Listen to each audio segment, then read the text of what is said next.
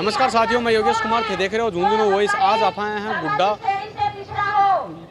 का मैंने जो टोडी रोड के ऊपर एक जो है ना वाम सेव एवं राष्ट्रीय मूल निवासी संघ जो सभा को जो आयोजन किया जा रहा है बड़े आज आप आए हाँ। और अनसे जो कई जो अपने साथ में जो जुड़े हैं बन सभा जानना चाहूँगा इस सभा को जो उद्देश्य क्या है, लोगों के अंदर करेंगे जागरूकता को जो उद्देश्य है, जो सामाजिक जो जागरूकता इनको वापस लाने के लिए है। और जो कई जो समाज के अंदर कई जो है कि कुरीतियाँ ही बन से लड़ने के लिए जो बन के अंदर जो एक जागरूकता लेके आए हैं। और अपने साथ में जो जुड़े हैं अन सभा जाना कि जो इस सभा को मेन उद्देश्य कौन है, एक जो सभा का जो मेन राष्ट्रीय जो अध्यक्षता है वह कौन कर रहे हैं और एक जो मुख्य जो गेस्ट हैं वह कौन है और कड़े कड़े से अड़े अंदर जो लोग आके जुड़े हैं। नमस्कार, अपना नाम? Om Prakash Verma, Buddhist international network प्रदेश अध्यक्ष। तो साहब इस सभा को जो उद्देश्य क्या है? इस सभा का उद्देश्य है कि जो वर्तमान सरकार की जो नीतियां हैं, जो षड्यंत्र हैं, जो मूल निवासी समाज को एक दिग्भ्रमित करने का जो कार्यक्रम सरकारों के द्वारा चलाया जा रहा है और जो गैर बराबरी की व्यवस्था है इस देश में उसको समाप्त करने के लिए कार्यक्रम लगाए जाते हैं। मूल निवासी के अंदर कौन कौन सा समाज है? मूल निवासी समाज के अंतर्गत SC ST OBC माइनॉरिटी और इसी के साथ ही जो नागवंशी क्षत्रिय लोग हैं वो भी मूल निवासी वर्ग में आते हैं। तो मतलब एक जो मुख्य चीफ हैं जो एक अध्यक्षता कर रहे हैं वह कौन कर रहे हैं? इसकी अध्यक्षता राष्ट्रीय अध्यक्ष बहुजन नायक माननीय मेश्राम साहब हैं जो इसकी अध्यक्षता कर रहे हैं कार्यक्रम की। तो जैसे कि आप अध्यक्ष कहाँ के मंच के ऊपर और भी जो गेस्ट हैं वह आए रहे हैं, वह कड़े कड़े से जो गेस्ट और हम आए हैं। इस कार्यक्रम में हमारे जो नेशनल लेवल के CEC मेंबर हैं और राजस्थान के जो प्रदेश के जो हमारे आपसी टीम है, आपसी टीमों के प्रदेश प्रभारी और हमारे प्रदेश अध्यक्ष और राजस्थान के सभी जिलों के जो हमारे आपसी टीमों के प्रभारी हैं, वाम सेव के अध्यक्ष हैं, जो पूरे राजस्थान से लोग यहाँ आए। तो इस चैनल का माध्यम से थे लोगों के अंदर क्या संदेश देना चाह रहे हैं? लोगों को इस चैनल के माध्यम से संदेश देना चाहता हूँ कि जो हमारा बहुजन समाज है, जो मूल निवासी समाज है, वो आज भी उनकी जो समस्याएं हैं हजारों सालों से जो पीड़ित है, आज इस समस्याओं का उनका समाधान नहीं हुआ है। तो इस कार्यक्रमों के माध्यम से हम पूरे देश में एक जन आंदोलन खड़ा करना चाहते हैं कि ताकि इस जन आंदोलन के माध्यम से लोगों में अपने हितों के प्रति, अपने अधिकारों के प्रति जागरूकता पैदा हो। इस सभा को जो आयोजन करो जा रहे है, इस सभा का आयोजन से के उद्देश्य इस सभा को जो आयोजन जो पूरे करो जा रहे है? आयोजन का मुख्य उद्देश्य यही है कि आज जो यहाँ के 85% बहुजन मूल निवासी हैं और वो भी वैज्ञानिक तथ्य के आधार पर, DNA रिपोर्ट के आधार पर जो यहाँ के मूल निवासी हैं और जो विदेश से आए हैं 15% जो अपने DNA के हिसाब से विदेशी हैं, उन दोनों के बीच में जो संघर्ष चल रहा है, उन 3% लोगों ने, 15% लोगों ने 85% लोगों के ऊपर कब्जा कर रखा है और वो उसके जल जंगल ज़मीन को अपने कब्जे में करना चाहते हैं। और उसी के लिए अपन ये जो है संघर्ष हम लोग, हमारी जो वाम सेव संगठन है वो अपने तरीके से उसका हम आंदोलन कर रहे हैं। और हर ज़िले में, हर तहसील में, पूरे भारत में और भारत से बाहर भी कई देशों में ये आपसी टीम और वाम सेव जो है काम कर रहा है। जो वाम सेव की जो है सोच है, जो विचारधारा है, ये बात कब से शुरू हुई?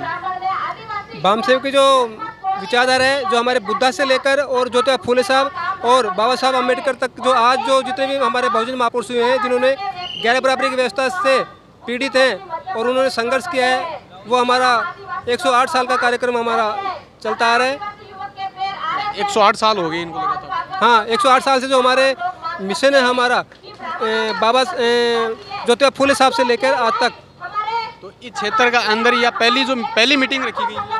इस क्षेत्र के अंतर्गत जो जिले का जो कार्यक्रम है वो तो यहाँ होते रहे, लेकिन जो हमारा राजस्थान राज्य अधिवेशन जो हुआ है वो पहली बार हुआ है, क्योंकि यहाँ हमारे इस क्षेत्र में झुंझुनू, सीकर, चूरू में हमारे ब्लॉक लेवल पे और गांव लेवल पे हमारा नेटवर्क है, उस नेटवर्क के अकॉर्डिंग हमने यहाँ कार्यक्रम रखा है।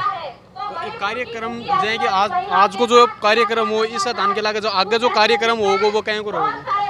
आगे हमारी जो कार्यक्रम की जो कड़ी है, हम इस मिशन को गाँव तक पहुँचाएँगे और हमारे जो जितने भी ज़िले हैं यहाँ और जिलों के जो ब्लॉक हैं, ब्लॉक, गाँव स्तर तक, ढाणी स्तर तक हम इस मुहिम को लेके जाएंगे। धन्यवाद सर।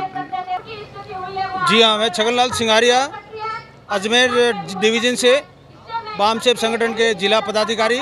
और सबसे पहले तो मैं आपके जो झुंझुनू के जो चैनल चल रहा है उनको, मैं पूरी टीम को, पूरे सभी सदस्यों को धन्यवाद और बधाई देना चाहता हूँ। इस बहुजन समाज की जो ये आवाज़ है, ये आवाज़ महापुरुषों के इतिहास से संबंधित है। महापुरुषों का जो किया गया संघर्ष लगभग 2500 साल पहले महाबोधि गौतम बुद्ध ने मानवता और इंसानियत का पहला पाठ पढ़ाया था। उसके बाद राष्ट्रपिता ज्योतिबा फुले जिन्होंने सामाजिक क्रांति की बिगुल बजाया था।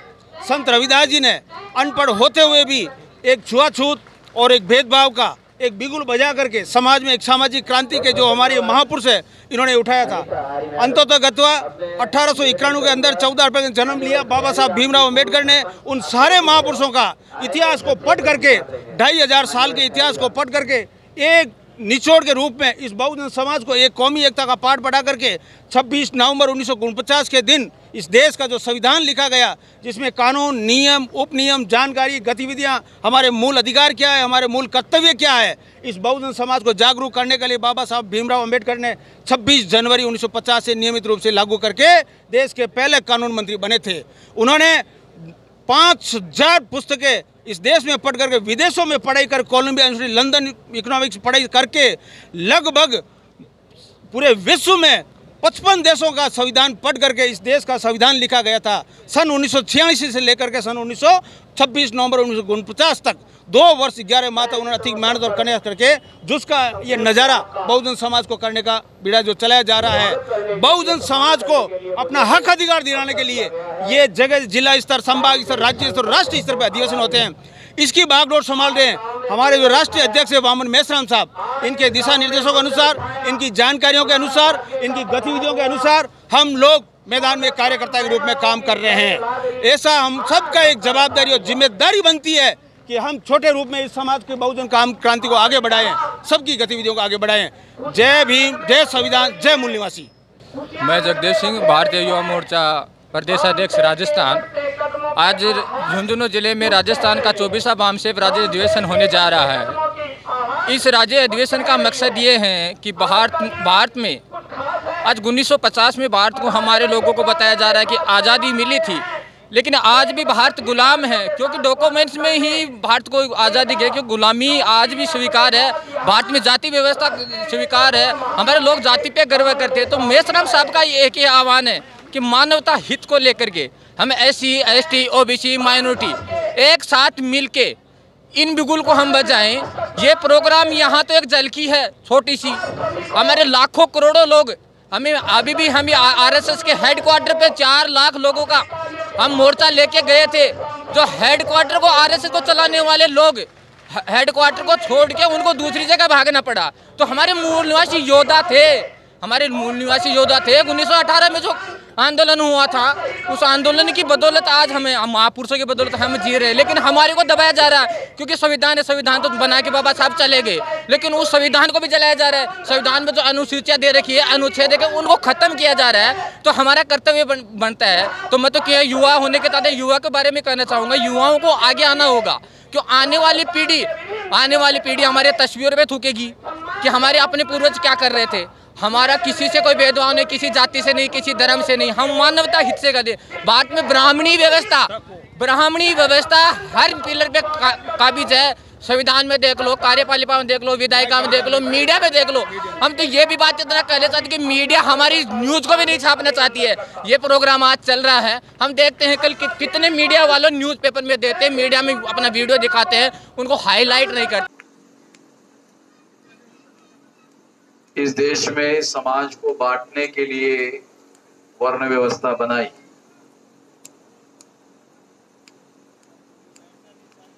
तो वर्ण व्यवस्था में जो यूरेशियन नस्ल के लोग हैं, इसे समझने की कोशिश करो, जैसा मैं आप लोगों को समझाना चाहता हूँ। यूरेशियन नस्ल के लोग जब यहाँ यूरेशिया से आए तो उन्होंने, जो विदेशी थे, भारतीय नहीं थे, उन लोगों ने समाज को बांटने के लिए ये वर्ण व्यवस्था बनाई, ऐसी वर्टिकल व्यवस्था बनाई।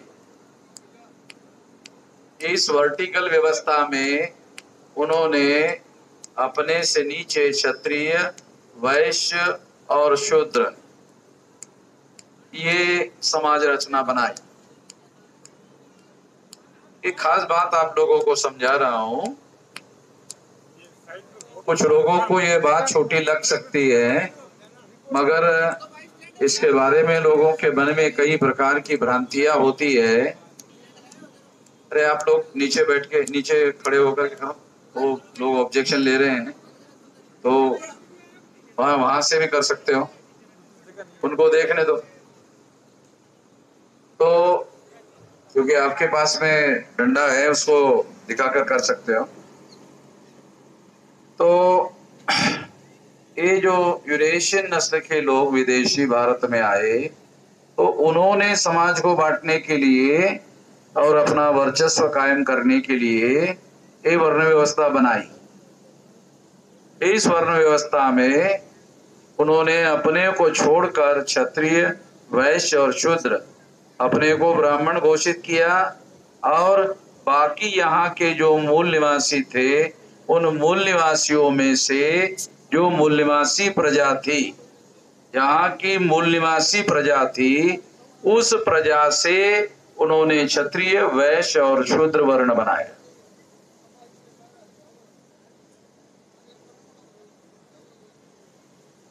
तो ये बात मैं इसलिए आप लोग सबसे ज्यादा कैसे थे, इसका मतलब है हम घृणा नहीं फैला रहे हैं, ब्राह्मण घृणा फैला रहे। सबूतों के साथ बोल रहा हूं मैं, बगैर सबूतों से बोलने का आदी नहीं हूं। ये जो वर्ण व्यवस्था है और जाति व्यवस्था है, ये ऊंच नीच पर आधारित व्यवस्था है और हजारों सालों से चल रही है। इसमें भी घृणा है, ये ऊंच नीच में इसमें भी घृणा है, और ये हजारों सालों से चल रही है। ये नहीं थी हमारे मूल निवासियों में, ये हमारे मूल निवासियों में नहीं थी। ये जो मूल निवासी लोग हैं, ये मूलतः नाग लोग हैं, और ये जो मौर्य साम्राज्य है, ये नाग लोगों का साम्राज्य है। और आप लोग सुनकर हैरान हो जाओगे, उस समय सारे दुनिया में हमारे डेवलपमेंट का रेट दुनिया में पहले नंबर का था, पहले नंबर का था। आज है आज में गरीबी में है, भूखमरी में है। तो इसलिए साथियों, मैं आप लोगों को ये बता रहा हूं कि ये क्यों है। तो ब्राह्मणों ने वर्ण व्यवस्था बनाकर समाज को बांटा, जाति व्यवस्था बनाकर समाज को बांटा, अस्पृश्यता बनाकर समाज को बांटा, आदिवासियों का सेग्रीगेशन किया, महिलाओं को दास बनाया, और ओबीसी पिछड़े वर्ग के लोगों पर शूद्रत्व थोपा। इसकी वजह से ये देश पीछे है। ये तो ब्राह्मणों ने बनाया ना, जो देशभक्ति की दिली बातें करते रहते हैं, देशभक्ति की बातें करते रहते हैं। देशभक्ति की बातें ब्राह्मण क्यों करता है जानते हो? देखो, मनोविज्ञान अगर थोड़ा बहुत जानते हो, मनोविज्ञान जिनको थोड़ा बहुत अभ्यास है मनोविज्ञान का, तो वो मनोविज्ञान में एक बात यह है कि वो अंदर से अपराध से पीड़ित होता है। जो आदमी अपराध करता है वो अपराध से पीड़ित होता है, अंदर से पीड़ित होता है कि कहीं दूसरे जान न जाए। मैं जो अपराध कर रहा हूं, दुनिया में कोई भी आदमी जो अपराध करता है, खुलकर अपराध करता है, ऐसा कोई उपलब्ध उदाहरण नहीं है। वो जो भी अपराध करता है वो छुपकर करता है और कोशिश करता है कि वो अपराध दुनिया वालों को मालूम ना हो। जो छुपाने की प्रक्रिया करता है, उससे उनके अंदर अपराध बोध पैदा होता है। तो ये जो अपराध बोध पैदा होता है, तो उनके अंदर अपराधियों की भावना होती है, अपराधियों की भावना होती है। जब अपराधियों की भावना होती है, तो उस अपराधियों की भावनाओं को समाप्त करने के लिए जो देशद्रोही लोग हैं, वो दूसरों को देशद्रोह बनाने, दूसरों को देशद्रोही कहने का काम करते रहते हैं, ताकि अपने अंदर का देशद्रोह जो है वो दबा रहे, छुपा रहे। ये मनोवैज्ञानिक बात है।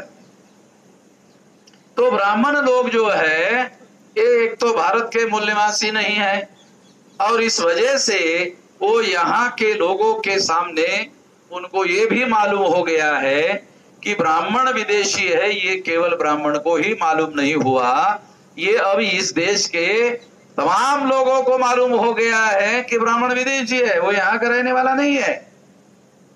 तो सरसंघ चालक जो मोहन भागवत है उनको ये कहना पड़ता है, उनको ये बोलना पड़ता है,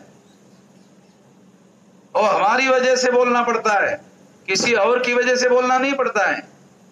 हम कभी ब्राह्मण को केवल विदेशी नहीं कहते हैं, वो कहते हैं डीएनए के अनुसार विदेशी है, यानी विज्ञान के अनुसार विदेशी है।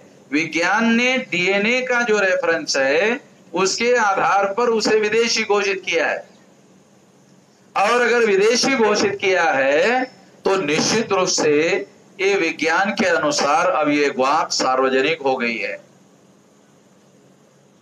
ये सार्वजनिक हो गई है। सबसे भयंकर बात क्या है? सबसे भयंकर बात यह है कि अंग्रेज विदेशी थे, ब्राह्मण विदेशी थे, विदेशी ब्राह्मणों ने अंग्रेजों के विरोध में आजादी का आंदोलन शुरू किया। जो इतिहास आप लोग पढ़ते हो और जो इतिहास मैं लिख रहा हूं, मैं इतिहास लिख रहा हूं, मैं ये केवल बोलता नहीं हूं, ये देख रहे ये सब रिकॉर्ड करता हूं, रिकॉर्ड में बोलता हूं। कोई मुझे है ना कहे कि आपने वहां वहां वो तारीख को ऐसा ऐसा बोला था, तो मैं कभी नहीं कहता कि नहीं नहीं बोला था, बोला था, मेरे पास रिकॉर्ड है। मैं नहीं बोलता हूं कि नहीं नहीं नहीं मैंने ऐसा नहीं बोला, नहीं मैंने बोला, मेरे पास रिकॉर्ड है। तेरे को कॉपी चाहिए ले ले, तेरे को एविडेंस चाहिए ले ले तेरे को, क्योंकि हम कोई बगैर सबूत के कोई बात नहीं करते, और किसी व्यक्ति विशेष या जाति विशेष के प्रति दुर्भावनाओं से प्रेरित होकर बात नहीं करते। क्योंकि अगर ऐसा होता तो हमारे कार्य की वजह से बहुत भारी टकराव पैदा होता। हम ऐसा कर ही नहीं रहे, हम केवल अपने लोगों को जागृत करने का काम कर रहे हैं और अपनी मातृभूमि को गुलामी से आजाद करने का काम कर रहे हैं। जो ब्राह्मण लोग विदेशी थे, अंग्रेज भी विदेशी थे, अंग्रेजों को भारत से भगाने के लिए ब्राह्मणों ने आजादी का आंदोलन चलाया, और आजादी का आंदोलन चलाने के बाद में ब्राह्मणों ने ही कब्जा कर लिया। 15 अगस्त 47 के पहले ही 2 सितंबर 1946 को पंडित जवाहरलाल नेहरू को प्रधानमंत्री बना दिया गया। आजादी बाद में मिली। इंटरिम गवर्नमेंट में अंग्रेजों ने 2 सितंबर 1946 को पंडित जवाहरलाल नेहरू को प्रधानमंत्री बनाया, अंग्रेजों ने बनाया। 2 सितंबर 1946, 15 अगस्त 47 को आजादी मिलने के पहले अंग्रेजों ने जवाहरलाल नेहरू को प्रधानमंत्री नॉमिनेट किया। एक विदेशी चला गया, दूसरा विदेशी हमारे सर पर बैठ गया। ये रियलाइजेशन नहीं है हमारे लोगों को